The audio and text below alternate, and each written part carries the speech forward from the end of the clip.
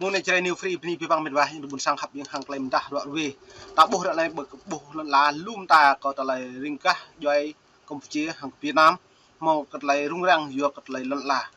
do nó nhâm pat lại túi ra bố đoạn này những đối xử hầm nước lần trả không may không do nó là còn ta lại không may không lại nhiều chính hàng Campuchia bộ phun nhiều thâu của pivang pro rẻ cái lại một này dần do nó cũng này dần đấy nhâm pat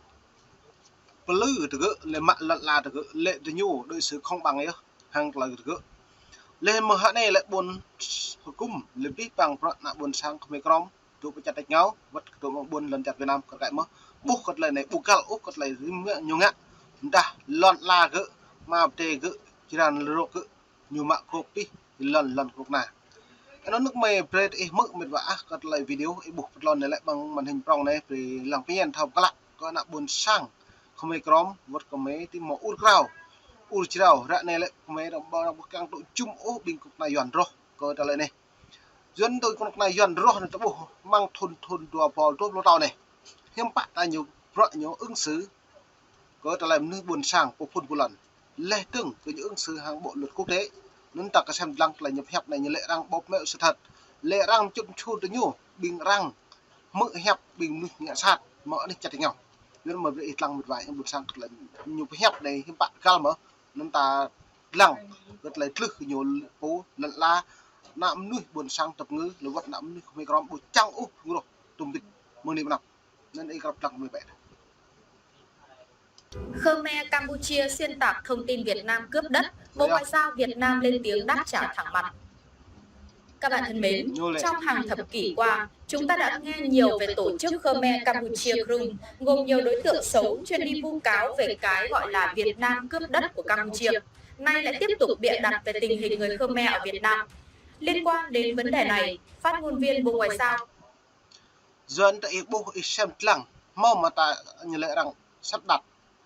vừa được ta lệ rằng sắp đặt xem bạ mỏm nuôi nó ổn vào nó nên mệt vã mày về đi bộ nghiền thâu cặc lại này vi bằng prok là nhiều hẹp nữa. Phạm Thu Hằng khẳng định Việt Nam bác bỏ những thông tin sai sự thật về tình hình người Khmer ở Việt Nam. Mọi dân tộc Việt Nam đều được đối xử bình đẳng và đồng bào Khmer là bộ phận không thể tách rời của cộng đồng 54. Nó là bộ phận Khmer, như là bộ tùy là đội ở mong mèo lốc bạ pol đuôi ném nuôi mọi này lên chặt Việt Nam.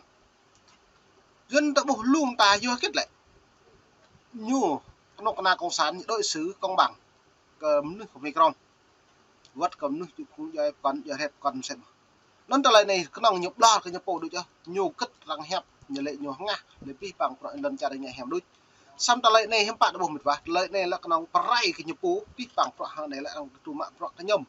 của đảng cộng sản Việt Nam cơ ta lại là nhiều chụp ảnh lệ thằng Campuchia hai này rốt nhưng mà nhiều cần thì bằng po lại được mà này nó được biết bằng pro dòng trời buồn sang ta nhà hiếm bạn là không mấy grom bờ ta hiếm bạn không mấy chả dụ con nào buồn sang ta po phun lau đi hiếm bạn một đi còn làm làm mà nó là lại ta nhà nó ta lại mày càng lệ này xem lăng tạo mong rồi này mình nắp mau lại rung bởiនេះ lần chặt Việt Nam prong lốc cái thôn tua bò xá để thôn tua bò bạ lên từng hàng lại đang trun nút ra trun bây giờ nút trun từ đứng đạt là nút ra nên lại đang trun pi bằng hệ thống bộ mại đang trun là cái xem lằng nó còn lại nhiều ứng xử hàng nạ buồn sang một lần lệ đang là cái nhà cô sang lệ ăn năn đang lằng play đang thời buồn duyên hiểm buồn nạ buồn sang một cái nhà cô phun một lần hiểm nhiều nên được nên mày buộc cái này là tăng tích nắm như là tầm bạo lệ trống nạp này đang màu rung prong cả đi lần cha phố vì lăng lần cha lệ vật cái nạp buồn sang cái chụp phủ nên vật không mấy khóm vật không mấy hun sen là xem lăng cái này là trúc này nạp là mười vệ lăng video tümไป hẹp ไป nhiều ngã tüm lại ไป hẹp ไป nhiều bờ mức lệ nhiều vật đây cứ cái nào đây nhiều ไป hẹp này lại như lệ đang xuyên tạc bóp méo sự thật cái đang có sản Việt Nam như vậy đấy là xem lăng là nhiều ไป hẹp này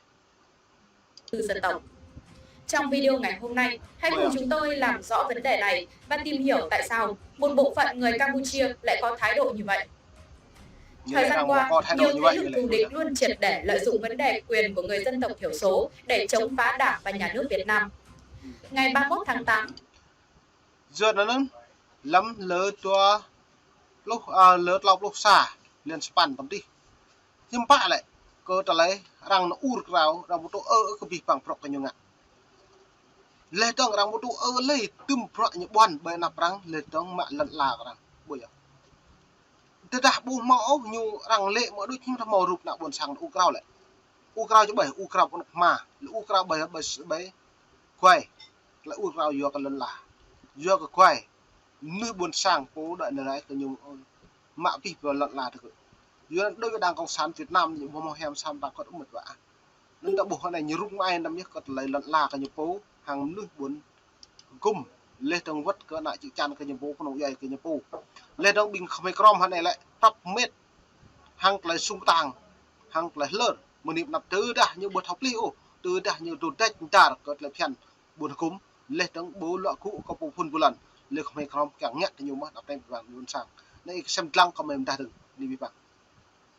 Trả lời câu hỏi của phóng viên đề nghị nêu phản ứng của Việt Nam trước việc tổ chức Khmer Campuchia Krum vu cáo bịa đặt về tình hình người Khmer ở Việt Nam, phát ngôn viên Phạm Thu Hằng đã thẳng thắn bác bỏ những luận điểm sai trái này. Chúng tôi bác bỏ những thông tin không có cơ sở, sai sự thật về tình hình người Khmer ở Việt Nam. Theo phát ngôn viên Phạm Thu Hằng, nói đến tình hình người Khmer ở Việt Nam như là sai sự thật, cứ đã sai sự thật nhưng bạn lại rằng pre nhắm bằng chứng, có trả lời đã và cái nào rằng thêm bạn nào buồn sang Ukraine là sai sự thật, do nó là sai sự thật ta bỏ luôn ta có trả lời nhôm tình trả,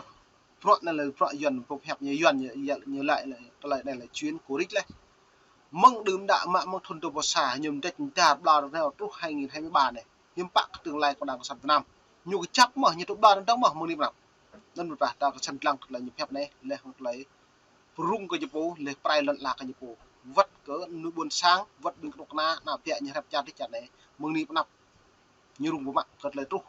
nhập cha bộ kèm bự cất lấy phèn nhũ nhập nì cán bộ ở lấy cái bằng pro có nhiều ngạ nên đặt sạch lăng một vả sự cái nguyên phú trọng bùa đặt sự phẩm chính và là có pro sự cái bộ kẹt kề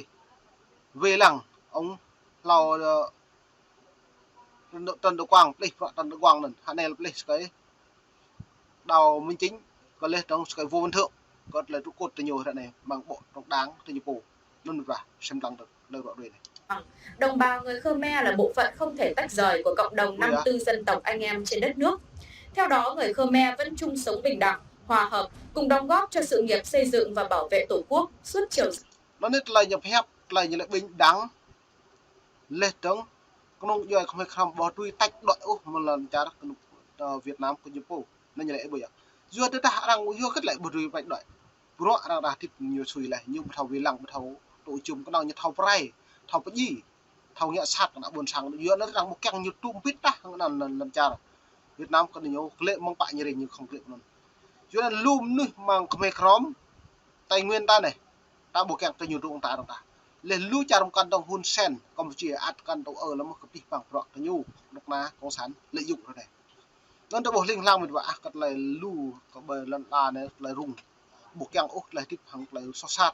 căn tụ ở lại cái bằng pro lại nhom hẹp nhiều lệ đang phổ lò có năng như lệ buộc đang lại so đang đúng chứ lại so nhiều mẫu như lệ duyên dòng rẻ nên mà học nạp đi bằng mệt vả cắt lại rung lần là này lại con nọc này duyên nhưng thầu về đoạn lê tương ca bờ lê Trung Quốc rạ này một niệm nắp keng lư thì nhiều mà lê tương đáo nó lại đáo hoàng sa rung sa lê Trung Quốc nhiều giáp đáo nhiều bi vàng lê tương nhiều một lê lê đáo cho cái phòng vận động xị lê năm 1945 đi nhiều kỵ lâu lê còn lấy có là hàm a lê tương lần là quay có anh đi bên đồng đáo hoàng sa rung sa được giáp đồng còn được con cạnh nên mày xem lăng cắt lại nhiều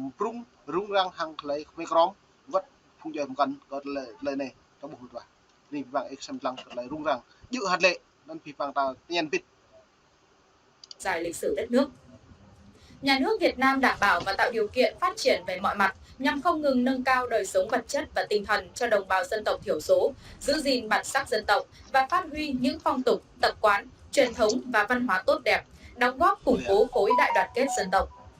Vậy cụ thể, Khmer Campuchia Krum với nhiều luận điệu đã xuyên tạc và dối trá như thế nào? bố ta lại nhập hẹp mệt không xuyên tạc bột méo như lệ có ta lại nhiều phủ